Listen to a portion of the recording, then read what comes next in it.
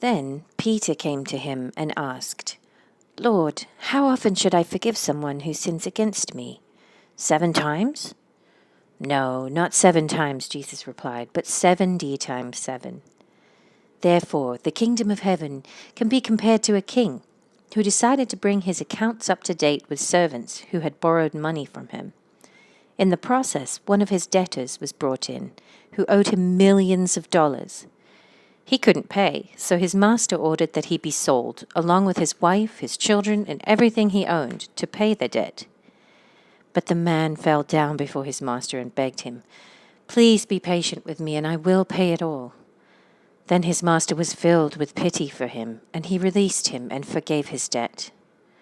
But when the man left the king, he went to a fellow servant who owed him a few $1,000s. He grabbed him by the throat and demanded instant payment. His fellow servant fell down before him and begged for a little more time. "Be patient with me and I will pay it," he pleaded. But his creditor wouldn't wait. He had the man arrested and put in prison until the debt could be paid in full. When some of the other servants saw this, they were very upset.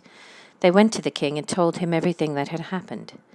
Then the king called in the man he had forgiven and said, "You evil servant, I forgave you that tremendous debt because you pleaded with me. Shouldn't you have mercy on your fellow servant, just as I had mercy on you?" Then the angry king sent the man to prison to be tortured until he had paid his entire debt. That's what my heavenly Father will do to you if you refuse to forgive your brothers and sisters from your heart. When Jesus had finished saying these things, he left Galilee and went down to the region of Judea east of the Jordan River. Large crowds followed him there, and he healed their sick. Some Pharisees came and tried to trap him with this question: "Should a man be allowed to divorce his wife for just any reason?" "Haven't you read the scriptures?" Jesus replied. "They record that from the beginning God made them male and female. And he said, 'This explains why a man leaves his father and mother and is joined to his wife, and the two are united into one. Since they are no longer two but one, let no one split apart what God has joined together.'" Then why did Moses say in the law that a man could give his wife a written notice of divorce and send her away, they asked.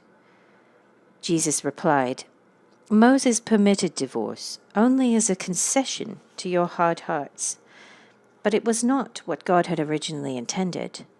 And I tell you this, whoever divorces his wife and marries someone else commits adultery, unless his wife has been unfaithful." Jesus' disciples then said to him, "If this is the case, it's better not to marry." "Not everyone can accept this statement," Jesus said. "Only those whom God helps. Some are born as eunuchs, some have been made eunuchs by others, and some choose not to marry for the sake of the kingdom of heaven. Let anyone accept this who can."